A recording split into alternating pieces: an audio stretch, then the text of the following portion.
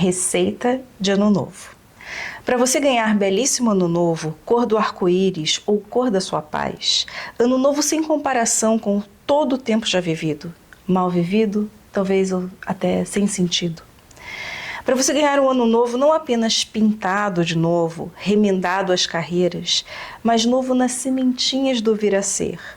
Novo até no coração das coisas menos percebidas, a começar pelo seu interior.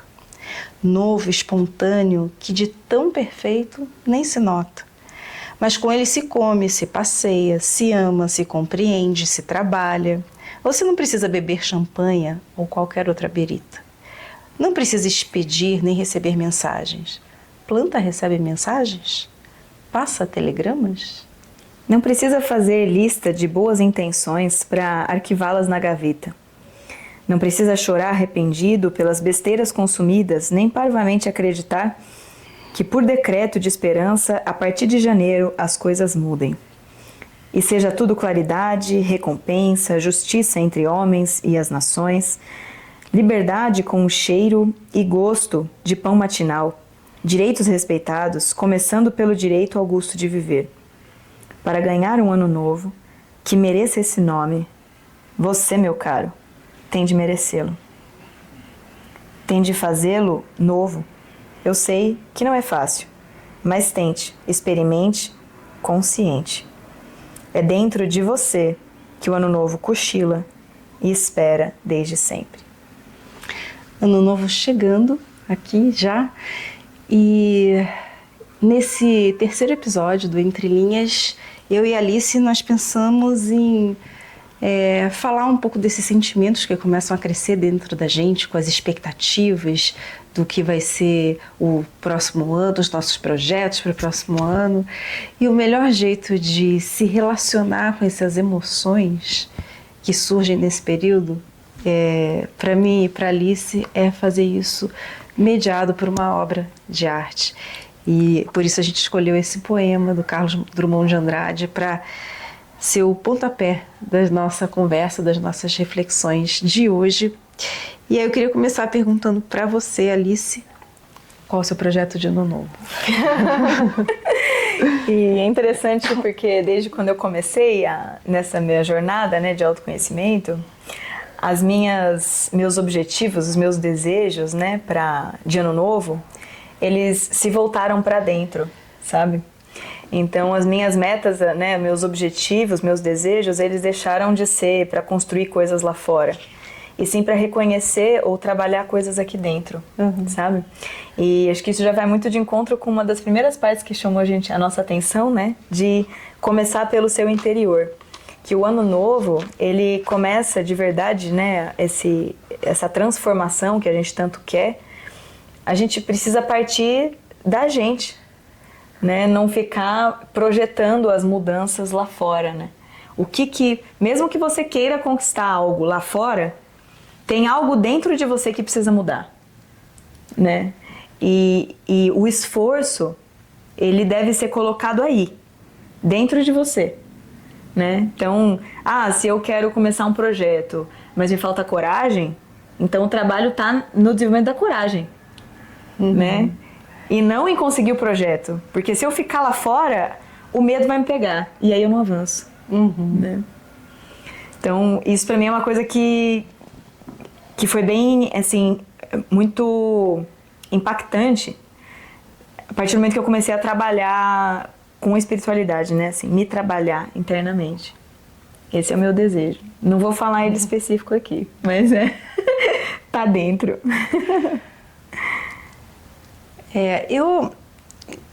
Assim, nesse período, né, eu já, muitas vezes, muitos anos, eu fazia lista e ainda faço, confesso, lista do que eu quero realizar, dos meus projetos, do que eu quero mudar em mim, do que eu quero realizar no mundo.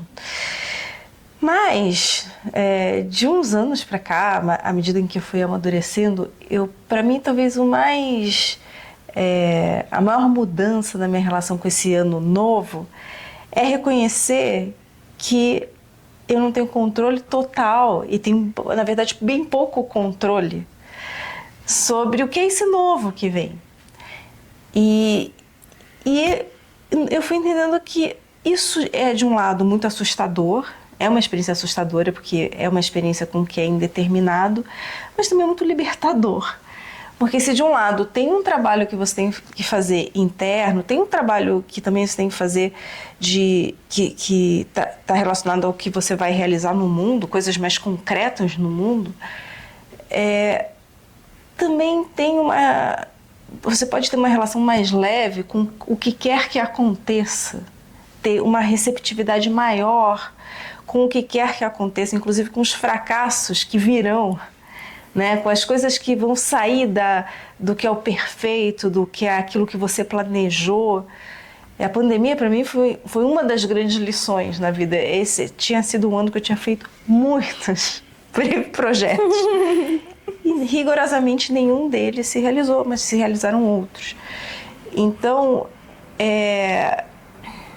para mim, essa virada do Ano Novo, ela tem sido, antes de mais nada, um exercício de abertura para o que vier. Claro que eu continuo pensando o que eu vou fazer, os meus projetos, não é para negar esse aspecto, né, de se apropriar do que você pode se apropriar, do que você pode controlar, mas também uma certa aceitação de que você não está no controle, você não vai ser inteiramente vitorioso e nem tampouco inteiramente fracassado, né? Sair um pouco dessa dicotomia que às vezes a gente se coloca quando a gente tem um olhar idealizado para os nossos projetos, um olhar perfeccionista para os nossos projetos. E como diz o Drummond, o perfeito, né, de tão perfeito, nem se nota.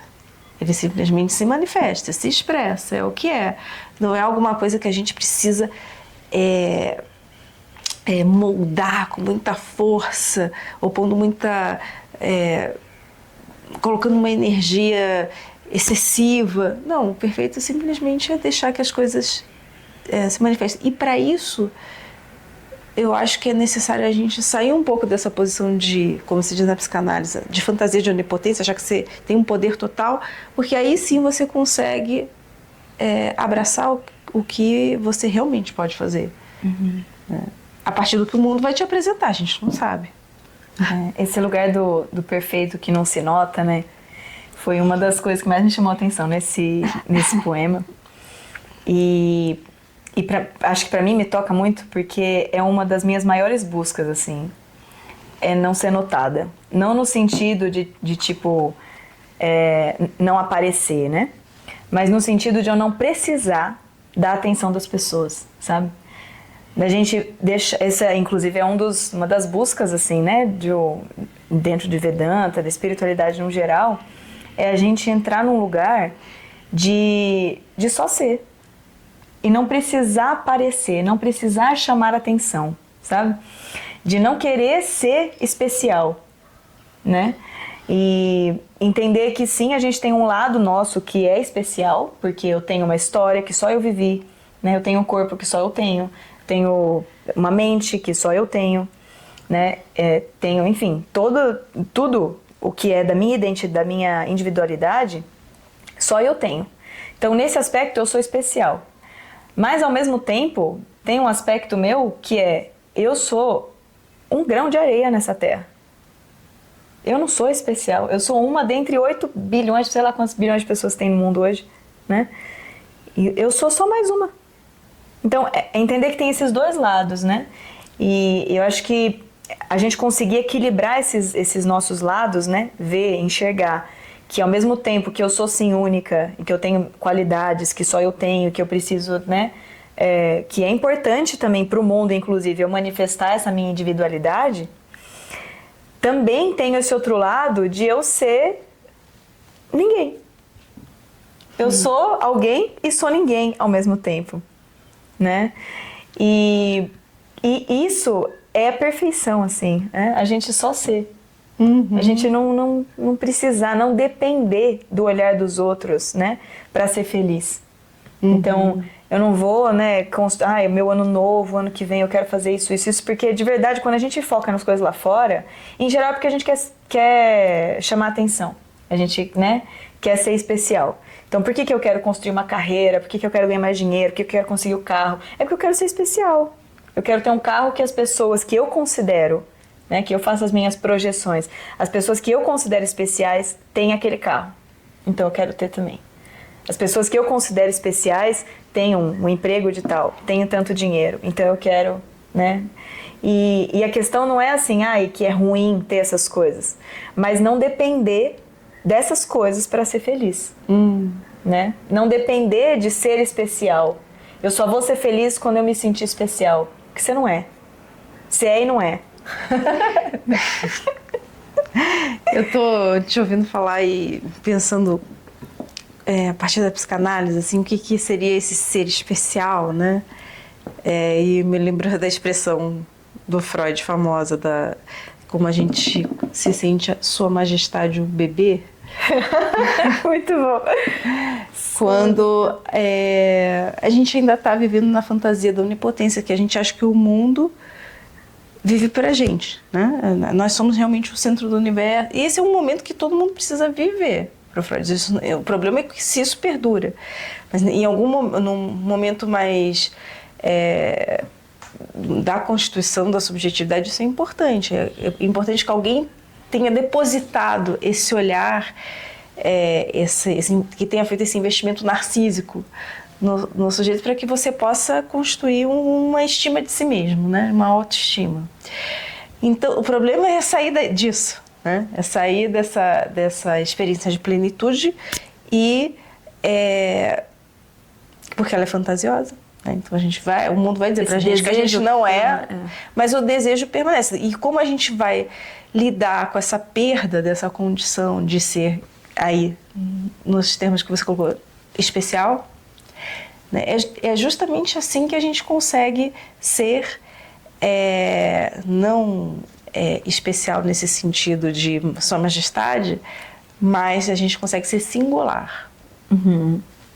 Ou seja, isso que é o específico nosso não está no lugar de uma idealização de si mesmo, nem de uma idealização do outro. É poder ir se desprendendo dessas idealizações porque quando a gente se desprende dessas idealizações, a gente pode se manifestar de um jeito mais espontâneo. A gente tem uma censura mais suave com a gente, mesmo com os outros. E a gente tem menos medo desse olhar que vem do outro e desse outro interno nosso superego que fica o tempo inteiro dizendo não, isso aí você não faz bem, não, isso aí tá errado. Não. Então, se desidealizar é um processo muito difícil, mas é um processo muito libertador, né? Então, pensando em termos de ano novo, né? Se a gente puder depositar esperança no ano novo, sem idealizar, né? Que é o que a gente costuma fazer, né? Imaginar que o próximo ano, né, todo mundo vai fazer academia, todo mundo vai emagrecer, todo mundo vai comer saudável, todo mundo vai ficar rico, todo mundo vai ter um amor da vida.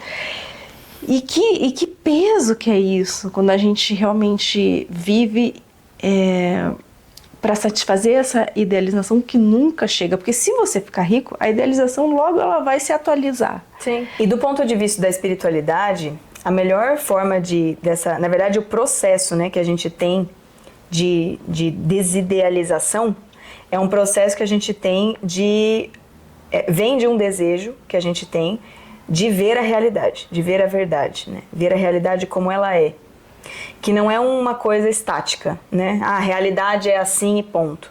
Não, inclusive ela é impermanente, né? Isso é o que a realidade é, impermanente. Então, inclusive acho que para a maioria das pessoas que entram na espiritualidade, uma das primeiras coisas que a gente toma consciência é que as coisas são impermanentes, sabe? As emoções são impermanentes, as sensações são impermanentes, né? As coisas mudam, o relacionamento vai mudar, eu vou mudar, tá? E isso faz parte da qualidade da realidade. Ela é assim que ela é, né? E pra gente passar por esse processo, né, de desidealização e ir vendo cada vez mais a realidade, dentro da espiritualidade, as práticas que a gente mais usa, que são mais comuns, é a de meditação. E o yoga entra para ajudar também, porque o yoga, na verdade, ele vem para preparar o corpo e a mente para meditar. Foi para isso que o yoga nasceu, assim, né? Yoga entrou para preparar o corpo para a gente conseguir sentar e ficar parado. Foi para isso que o yoga Não veio. sabia disso, interessante. Então, quanto melhor o nosso corpo tiver, né, o corpo e a respiração, quanto mais consciente eu tiver, né, do meu corpo, inclusive das impermanências que ele mesmo tem, né, mais eu estou preparando, me preparando, né, como corpo e mente, para eu sentar e meditar. E aí ir trabalhando com essas desidealizações. Inclusive, que é uma das coisas que é muito comum. As pessoas ficam assim, Alice, mas eu não sei, eu não consigo meditar. É porque ela já está idealizando. O que é meditação, né? E muitas pessoas têm essa visão idealizada da meditação, que é não pensar e ficar pleno. E meditação não é isso. Não, ao contrário, você pensa, vem um monte de pensamento na cabeça. Vem um monte de pensamento. A meditação, ela é o quê? É a capacidade da gente perceber os pensamentos, perceber a realidade. Que o quê? Que você pensa.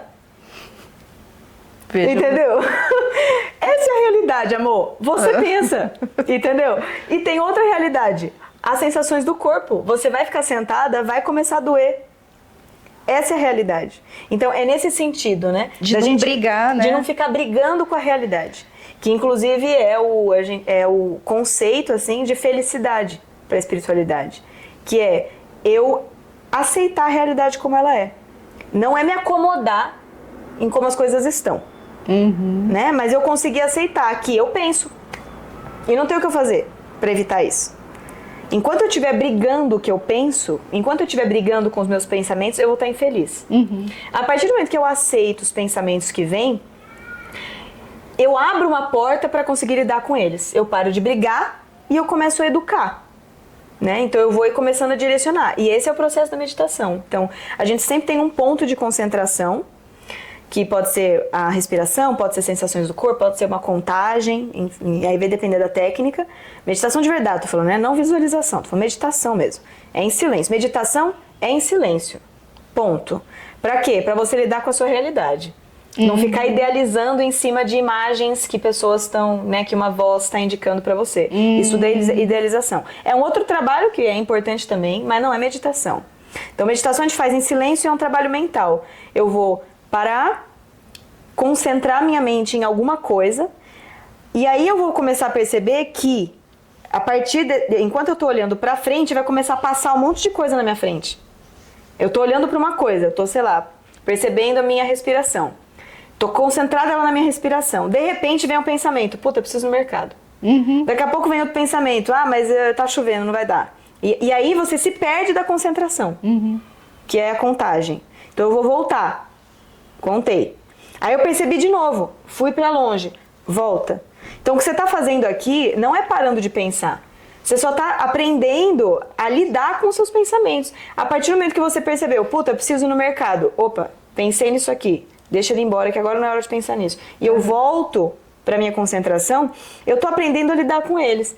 Vai chegar um momento em que eu tô, sei lá, num momento muito turbulenta de coisas e tal, eu vou conseguir soltar isso aqui. Não é momento de pensar nisso aqui, agora é momento de fazer isso aqui.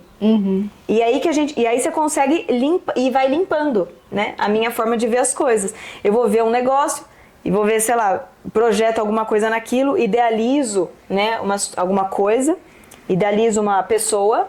Isso acontece comigo, sou uma boa pisciana, cheia de ilusões, emocionada, super emocionada, vivi muitas ilusões e eu continuo vivendo ilusões dentro da minha mente.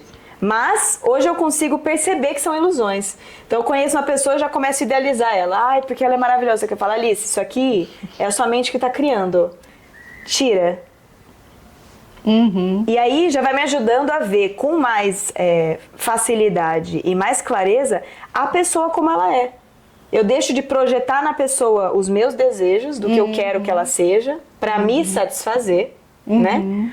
E eu começo a tirar essas projeções para ver a pessoa como ela é.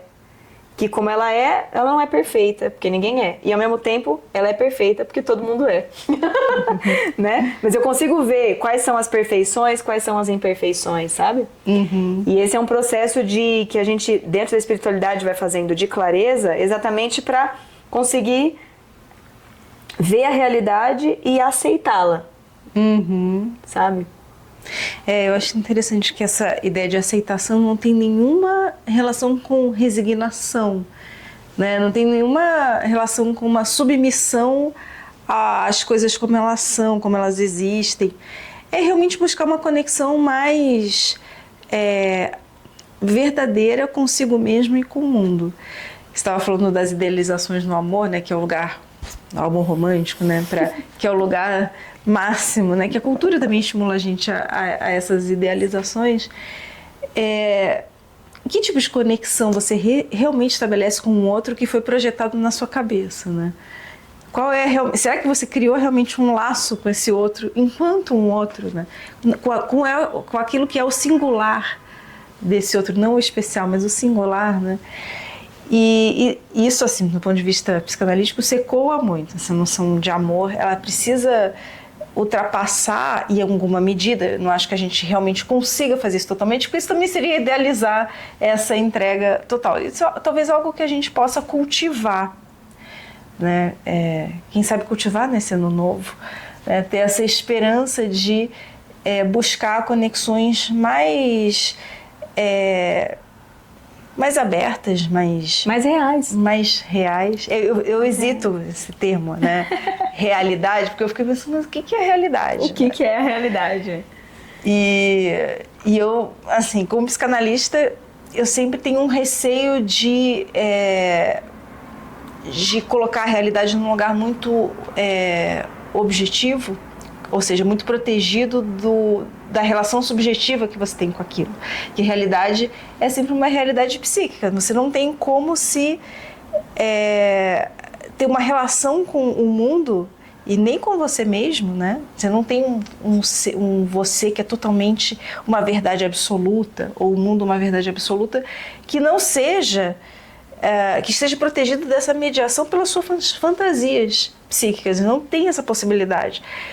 Mas aí, conversando em outros momentos com a Alice, ela foi me convencendo de que a gente pode falar de realidade num outro sentido, que aí eu acho que se afina muito com a ideia de realidade psíquica, né? Não é uma realidade que é um fato bruto, externo, né? E que você olha para ela e é assim que ela é, enfim. Não, é uma realidade que só se constitui como realidade porque ela está sempre impermanente. Né? Inclusive é tirar a idealização do que a gente tem de realidade. Uhum. Né? Tipo, a realidade é uma coisa fixa. Não, a natureza da realidade é transformação, é impermanência. Então, inclusive conseguir enxergar a realidade assim, sabe? Uhum. E isso ajuda muito, assim, a gente a lidar com essas mudanças que acontecem na vida, sabe? Tipo, morte de pessoas, ou emprego que você perdeu, relacionamentos.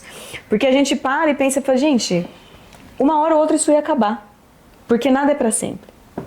Uhum. Só que eu tava projetando tanto a minha felicidade naquilo, que a minha felicidade depende daquilo, e agora eu perdi, agora eu sou infeliz. E esse foi um outro tema polêmico entre a gente, que é a questão da felicidade.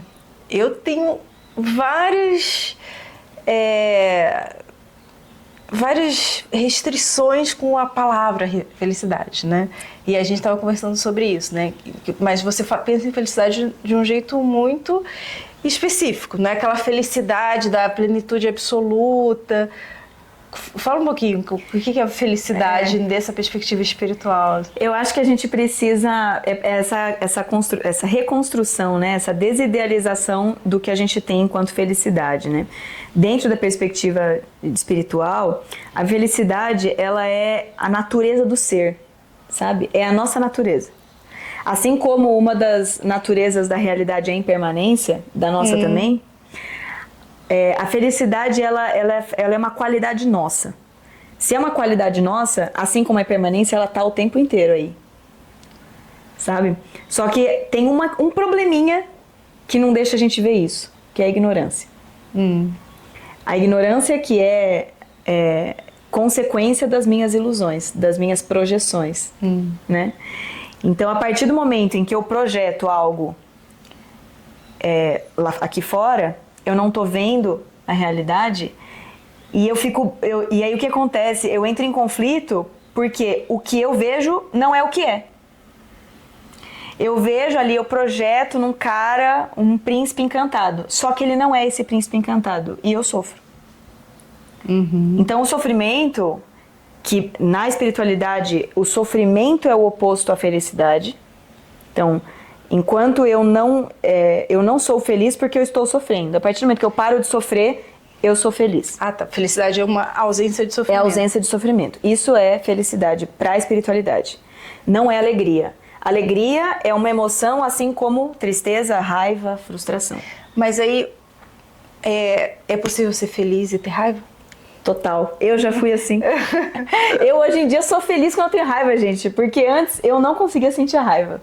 Então a raiva ela não fica mais nesse lugar do sofrimento. Não então, é. O que seria o sofrimento? O sofrimento é quando eu não quero sentir raiva. Ah, entendi. É Eu uma tô triste, resistência em é uma relação às resistência emoções. à realidade. Tá. Né? Porque, de novo, parte de mim de ser humano é ter emoções. A partir do momento que eu nego uma emoção minha, eu tô negando uma parte de mim, eu tô negando uma realidade. Eu tô triste, mas eu não queria estar triste. É aí que você sofre. Quando você tá triste, você aceita essa tristeza, você se abre pra ela, acabou, você tá feliz. Você não tá feliz, você não tá sorrindo. Mas você tá tranquilo com isso. Né? Tipo, eu tô triste, mas eu tô tranquilo, porque eu entendo que faz parte da vida. Eu tenho essa, digamos assim, uma certa ressalva com a ideia de felicidade. Não porque eu não quero ser feliz, eu quero muito ser feliz. Mas eu sempre tendo a achar que a felicidade, no jeito como circula, né, na cultura, a felicidade ela está sempre muito associada a uma idealização, a um lugar onde você chega, a um lugar de paz total e de estabilidade, né? De tipo, estabilidade. Sou feliz e tipo, cheguei aqui, vou ser feliz pra sempre, né? Bem conto de fadas, assim. E isso é extremamente massacrante. Isso é uma grande causa de sofrimento, de infelicidade, porque a gente vai estar sempre vai estar sempre abaixo do nosso ideal de felicidade. Então, assim, na clínica, quando surge essa discussão sobre felicidade, é sempre algo que eu penso, né, analisando que está muito nessa busca pela felicidade nesses termos, e geralmente é apresentado nesses termos, mais idealizado. Para mim é sempre um lugar de preocupação e de desconstrução daquela noção de felicidade. Então eu não sou muito amiga da ideia de felicidade, embora eu queira ser feliz. Porém, e aí eu acho que conversa com esse jeito desidealizado de pensar a felicidade, sobre o qual você estava falando, que é pensar a felicidade não como um ponto de chegada, né? Mas como uma experiência que a gente vive na pele, no corpo, sem motivo. É como alguns momentos que a gente sente de uma experiência de encantamento com o mundo desidealizado. Você não precisa ter uma razão, você não precisa ter uma realização, você não sabe nem porquê. Mas se tem a psicanalista Viviane Mosé, ela estava falando sobre isso, e ela fala daquela sensação que antigamente se falava, fulano viu passarinho verde. Tipo, o que é ver passarinho verde? Sei lá, você fica deslumbrado, assim, sem motivo, né? E para mim, isso é o que eu chamaria de felicidade. Isso não é um lugar, é um ponto de chegada. Isso são momentos que acontecem meio que inesperadamente, inadvertidamente. É um momento que você está em equilíbrio com a realidade. É um momento que a ignorância ela se foi um pouquinho, sabe? Você esqueceu das suas projeções, você esqueceu das suas idealizações e você só está ali, vivendo a sua natureza. Sabe? E tem assim, a arte para mim é um lugar em que não só na arte, mas a arte é um lugar que pode ser um veículo para mim, muito forte disso. Pode não ser também, né? Como a gente já trouxe no outro, se você não viu, volta lá. Se você não viu, volta lá. Infelizmente, tivemos um probleminha no nosso microfone, ele simplesmente parou de funcionar no meio da gravação. E por conta dos nossos prazos e agendas, a gente não conseguiu repetir essa gravação a tempo da data que a gente tinha prometido para publicar. Mesmo assim, a gente decidiu compartilhar esse episódio com vocês, porque acredita muito na conversa que aconteceu aqui e espera de verdade que ela tenha contribuído de alguma forma. Aproveitamos também para desejar um feliz ano novo, com muita presença, escuta e bons encontros. Na última sexta-feira de janeiro, tem mais um novo episódio de Entre Linhas. Agradecemos do fundo do coração por estarem aqui, por escutarem e por caminharem com a gente. Até o próximo.